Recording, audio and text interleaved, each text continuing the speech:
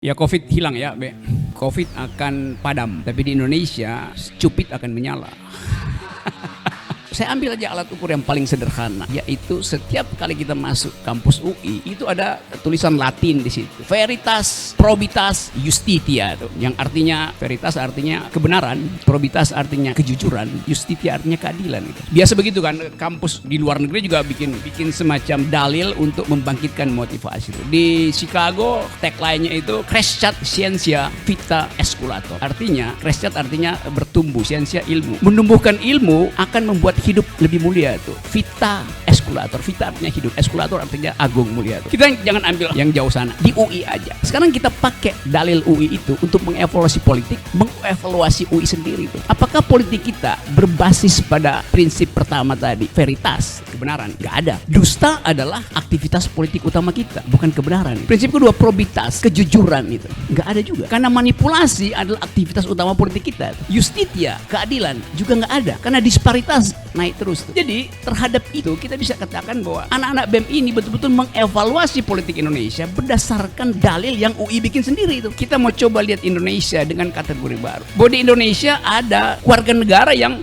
menginginkan dalil agama itu, imperatif agama itu masuk dalam politik. Ya sah, karena memang begitu. Aspirasi itu bisa dititipkan lewat partai, lewat keyakinannya segala macam. Ada yang memisahkan antara keyakinan agama dan efektivitas dalam politik. Kita sebut sekuler tadi, tapi Babe bilang jangan pakai sekuler, itu pusing tuh. Yang non agama. Dua-duanya adalah warga negara tuh. Biarkan hidup itu berlangsung tanpa ada saling mengolok-olok itu. Nah, supaya nggak mengolok-olok, kekuasaan itu nggak boleh berpihak di antara dua itu. Biarkan itu bagian dari societal, kehidupan biasa kita. Nah, kalau itu terjadi nanti akan ada kompetisi gitu. Misalnya saya kasih contoh, 5 partai Islam yang ada dan 1 partai sekuler. Yang Islam ini korup, yang sekuler ini bersih. Maka masyarakat pemilih Islam itu kalau dia akal sehat dia akan pilih partai sekuler. Karena nggak mungkin dia milih partai yang basisnya agama tapi korup kan. Demikian sebaliknya, ada 5 partai sekuler, 1 partai Islam. 5 partai sekuler itu tukang bohong. Maka pemilih dari partai sekuler ini juga nggak mau pilih partainya sendiri. Dia akan pilih partai Islam yang tadi veritas, probitas, justitia. Itu yang namanya overlapping konsensus dalam politik, cross-cutting loyalties. Nah, ini yang mesti kita ajukan tuh. Sehingga nggak bisa kita anggap bahwa ya partai Islam itu pasti bersih, partai sekuler pasti plural. Banyak juga sekuler yang nggak plural, yang bahkan lebih radikal cara berpikirnya dari mereka yang beragama itu. Demikian sebaliknya tuh. Jadi karena itu keadilan tadi, probitas, justitia, veritas, jadikan juga parameter partai. Saya akan memilih para Habib Rizik, kalaupun saya non Muslim, saya akan pilih dia karena dia probitas, veritas, justitia. Kalau kita bilang bagaimana cara membatalkan oligarki? Batalkan di 2024, nggak bisa. 2024 adalah fasilitas resmi bagi oligarki untuk main politik uang. Jadi oligarki mesti dibatalkan di luar sistem resmi suksesi. Itu logikanya begitu, supaya dia kelimpungan. Dia nggak punya kesempatan untuk bermain politik melalui fasilitas resmi negara. Kenapa? Karena dia disponsori negara juga. Jadi problem ini sebetulnya yang jadi kegelisahan kita. Tapi saya tahu psikologi beberapa peneliti atau bahkan tokoh politik atau elit takut melakukan perubahan sebelum 2024. Apa dasarnya? Itu inkonstitusional. Loh, konstitusi bilang bisa terjadi perubahan sebelum masa jabatan berakhir. Kan begitu kan? Jadi dia bukan inkonstitusional. Kalaupun terjadi, dia adalah ekstra konstitusional. Bukan inkonstitusional. Di luar aturan. Tetapi itu adalah akibat dari aturan yang sekedar melegalkan beroperasinya kembali oligarki itu. Nah, saya mempromosikan ini bukan dalam rangka makar, tapi untuk memperlihatkan, mempercepat perubahan demi alasan veritas, probitas, justitia. Bayangkan misalnya surveyor-surveyor kita yang juga adalah intelektual masuk dalam jebakan tadi. Nah, ini yang membuat kita percaya bahwa gumpalan kedunguan ini, gumpalan arogansi ini yang akan mencair kalau ada tokoh muncul itu. Habib Rizik sedang mencairkan gumpalan ini tuh. Kan itu logiknya begitu gampangnya tuh. Jadi sekali lagi upaya kita sebagai masyarakat sipil menghendaki ada perubahan kualitatif, bukan kuantitatif. 2024 itu kuantitatif doang.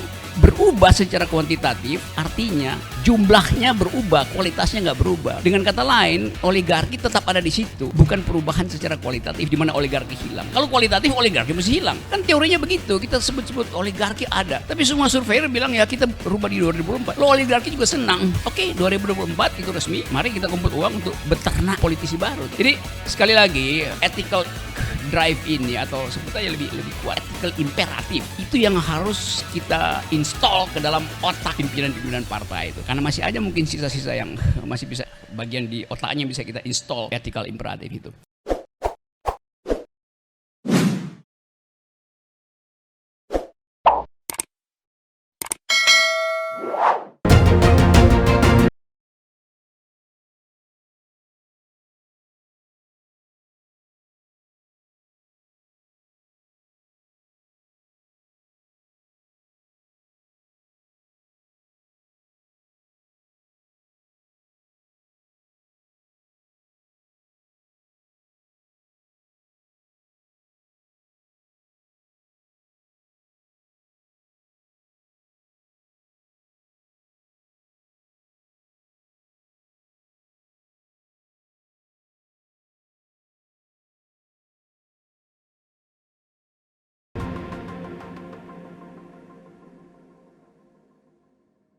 Ya COVID hilang ya, Be. COVID akan padam, tapi di Indonesia stupid akan menyala.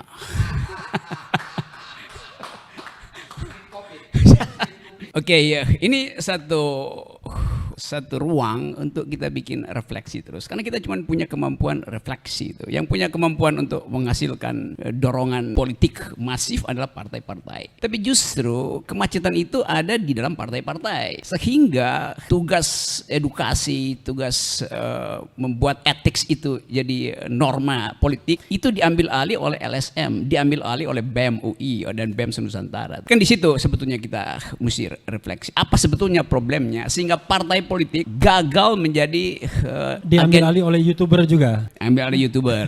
Gagal menjadi agen etis. Sama seperti di awal Republik ketika Hatta mempromosikan supaya bikin partai-partai dengan maklumat nomor X itu. Nah, pada waktu itu semua orang bergairah bahwa Indonesia akan diasuh secara etik oleh intelektual yang adalah politisi itu. Jadi semua pemimpin politik kita dasarnya adalah intelektual. Dia paham tentang sejarah dunia, dia tahu tentang jarak ideologi, sehingga dia bisa bergaul secara etis dan secara ya tanpa mau disogok itu. Nah, sekarang kita berupaya mengevaluasi Indonesia hari ini berdasarkan parameter kemarin itu. Karena kemarin itu kita surplus etis di awal-awal kemerdekaan tuh. Lalu kemudian makin defisit dan sekarang betul-betul nihil ethical politics. Apa alat ukurnya tuh? Saya ambil aja alat ukur yang paling sederhana, yaitu setiap kali kita masuk kampus UI itu ada tulisan Latin di situ. Veritas, probitas, justitia tuh. Yang artinya veritas artinya kebenaran, probitas artinya kejujuran, justitia artinya keadilan gitu. Biasa begitu kan, kampus di luar negeri juga bikin semacam dalil untuk membangkitkan motivasi itu. Di Chicago tagline-nya itu Crescat Scientia Vita Esculator. Artinya Crescat artinya bertumbuh, scientia ilmu. Menumbuhkan ilmu akan membuat hidup lebih mulia tuh. Vita Esculator, Vita artinya hidup, Esculator artinya agung mulia tuh. Kita jangan ambil yang jauh sana. Di UI aja. Sekarang kita pakai dalil UI itu untuk mengevaluasi politik, mengevaluasi UI sendiri itu. Apakah politik kita berbasis pada prinsip pertama tadi, veritas, kebenaran? Nggak ada. Dusta adalah aktivitas politik utama kita, bukan kebenaran itu. Prinsip kedua, probitas, kejujuran itu. Nggak ada juga. Karena manipulasi adalah aktivitas utama politik kita. Tuh. Justitia, keadilan juga nggak ada. Karena disparitas naik terus tuh. Jadi terhadap itu kita bisa katakan bahwa anak-anak BEM ini betul-betul mengevaluasi politik Indonesia berdasarkan dalil yang UI bikin sendiri itu. Sekarang kita ukur misalnya rektor UI. Apakah dia masuk di dalam prinsip 3 tadi itu? Veritas, probitas, justitia. Aturan di dalam statuta UI, rektor UI nggak boleh jadi pejabat di luar UI itu. Nah, dia ini komisaris dari BRI yang adalah pejabat negara karena dibayar oleh negara. 2 kali dapat gaji. Itu udah tidak jujur, melanggar probitas. Itu udah tidak benar, melanggar veritas. Itu tidak adil, apalagi melanggar justitia. Jadi rektornya sendiri melanggar prinsip yang ada di UI itu. Itu yang namanya ukuran etis. Kan itu kan. Jadi parameter etisnya aja di UI dilanggar. Kalau kita bilang. Jadi minggu depan yang tas-tas ini kita bahas lah kira-kira. Okay. Nah, saya mau lanjutkan itu untuk mengatakan bahwa bahkan universitas yang seharusnya disimbol konsistensi nggak terjadi. Apalagi partai politik itu. Kan itu ukurannya kan. Jadi orang bilang di Indonesia UI aja nggak bisa kok. Apalagi partai politik yang isinya adalah maklar, calo, macam-macam gitu. Nah, kita mau lakukan perubahan itu. Nah, karena tadi diusulkan agar supaya diedarkanlah semacam cara baru melihat politik. politik. Tuh ngapain ada soal radikal, moderat segala macam. Jadi kita mau coba lihat Indonesia dengan kategori baru. Bahwa di Indonesia ada warga negara yang menginginkan dalil agama itu, imperatif agama itu masuk dalam politik. Ya sah, karena memang begitu. Aspirasi itu bisa dititipkan lewat partai, lewat keyakinannya segala macam. Ada yang memisahkan antara keyakinan agama dan efektivitas dalam politik. Kita sebut sekuler tadi, tapi Babe bilang jangan pakai sekuler, itu pusing tuh. Yang non agama. Dua-duanya adalah warga negara tuh. Biarkan hidup itu berlangsung tanpa ada saling mengolok-olok itu. Nah supaya nggak mengolok-olok, kekuasaan itu nggak boleh berpihak di antara dua itu. Biarkan itu bagian dari societal, kehidupan biasa kita.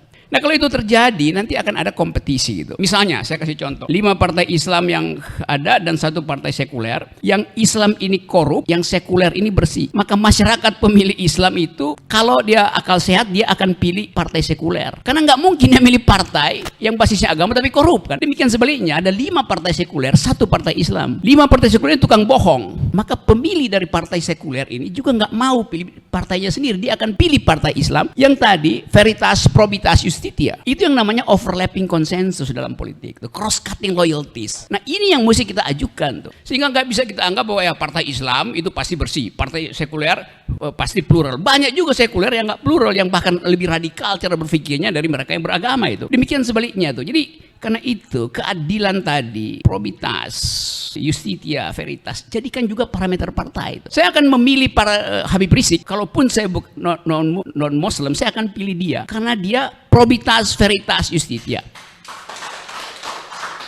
Kalau dia berbalik begitu, tentu saya akan pilih yang lain tuh. Jadi cuman itu yang mesti kita pamerkan tuh. Kemampuan berpikir seseorang itu harus diperlihatkan pada rakyat supaya kita bisa pilih. Di belakang itu ya ada urusan sentimen agama segala macam. Iya, tapi bukan itu inti dari politik. Jadi keterbukaan semacam itu yang harus kita ucapkan sejak sekarang. Nah kita balik pada keadaan sekarang. Orang ingin agar supaya ada kejelasan kapan terjadi perubahan politik. Secara elektoral itu baru 2024. Tapi kalau kita menunggu 2024, veritas, probitas, justitia itu makin drop. Karena yang berlaku adalah bukan prinsip-prinsip tadi, tapi prinsip peternakan politik. Yang peternak politik siapa? Yang masih oligarki yang sama, yang mengincar ternak baru di 2024 gitu. Kalau kita bilang bagaimana cara membatalkan oligarki? Batalkan di 2024. Nggak bisa. 2024 adalah fasilitas resmi bagi oligarki untuk main politik uang. Jadi oligarki mesti dibatalkan di luar sistem resmi suksesi. Itu logikanya begitu. Supaya dia kelimpungan. Dia nggak punya kesempatan untuk bermain politik melalui fasilitas resmi negara. Kenapa? Karena dia disponsori negara juga. Jadi problem ini sebetulnya yang jadi kegelisahan kita. Tapi saya tahu psikologi beberapa peneliti atau bahkan tokoh politik atau elit takut melakukan perubahan sebelum 2024. Apa dasarnya? Itu inkonstitusional. Loh, konstitusi bilang bisa terjadi perubahan sebelum masa jabatan berakhir. Kan begitu kan? Jadi dia bukan inkonstitusional. Kalaupun terjadi, dia adalah ekstra konstitusional. Bukan inkonstitusional. Di luar aturan. Tetapi itu adalah akibat dari aturan yang sekedar melegalkan beroperasinya kembali oligarki itu. Nah saya mempromosikan ini bukan dalam rangka makar, tapi untuk memperlihatkan, mempercepat perubahan demi alasan veritas, probitas, justitia. Nah pembicaraan semacam ini juga dimaksudkan untuk itu. Kalau enggak ya ngapain kita bikin komunitas civil society yang pada akhirnya harus tunggu 2024. Pada saat itu oligarki udah bertumbuh lebih kuat, akarnya udah sangat kuat itu. Karena dia akan manfaatkan seluruh potensi bangsa ini. Jadi sekali lagi balik pada tema tadi itu. Habib Rizik dia adalah monumen hari ini untuk mengumpulkan sisa-sisa energi etis tadi itu. Sisa-sisa energi intelektual, sisa-sisa energi keadilan. Tapi tentu kalau dia dikumpulkan dia mengganggu oligarki. Konfrontasi pasti terjadi itu. Tapi kita mesti ambil risiko itu tuh. Kalau kita ingin satu kali dalam sejarah kita katakan kita berpindah secara kualitatif dari sistem yang korup pergi pada sistem yang bersih itu. Itu dalilnya tuh. Sekarang saya ingin minta misalnya surveyor untuk mensurvei pikiran ini. Tetapi mensurvei pikiran ini ada risikonya, nggak dibayar oleh oligarki surveinya tuh. Karena kalau keluar surveinya itu pasti oligarki kurang ajar. Gue kasih duit tapi lu bikin hasilnya yang mengolok-olok gue kan. Jadi bayangkan misalnya surveyor-surveyor kita yang juga adalah intelektual masuk dalam jebakan tadi itu. Nah ini yang membuat kita percaya bahwa gumpalan kedunguan ini, gumpalan arogansi substansi ini yang akan mencair kalau ada tokoh muncul itu. Habib Rizik sedang mencairkan gumpalan ini tuh. Kan itu logiknya begitu gampangnya tuh. Jadi sekali lagi upaya kita sebagai masyarakat sipil menghendaki ada perubahan kualitatif bukan kuantitatif gitu. 2024 itu kuantitatif doang, berubah secara kuantitatif artinya jumlahnya berubah, kualitasnya nggak berubah. Dengan kata lain, oligarki tetap ada di situ, bukan perubahan secara kualitatif di mana oligarki hilang. Kalau kualitatif oligarki mesti hilang. Kan teorinya begitu, kita sebut-sebut oligarki ada. Tapi semua surveyor bilang ya kita rubah di 2024. Lo oligarki juga senang. Oke, 2024 itu resmi, mari kita kumpul uang untuk beternak politisi baru. Jadi sekali lagi, ethical drive ini atau sebut aja lebih kuat, ethical imperatif itu yang harus kita install ke dalam otak pimpinan-pimpinan partai itu. Karena masih aja mungkin sisa-sisa yang masih bisa bagian di otaknya bisa kita install ethical imperatif itu. Cangkir opini adalah dalam upaya untuk menginstall ethical imperatif ke dalam sistem politik kita. Assalamualaikum warahmatullahi wabarakatuh.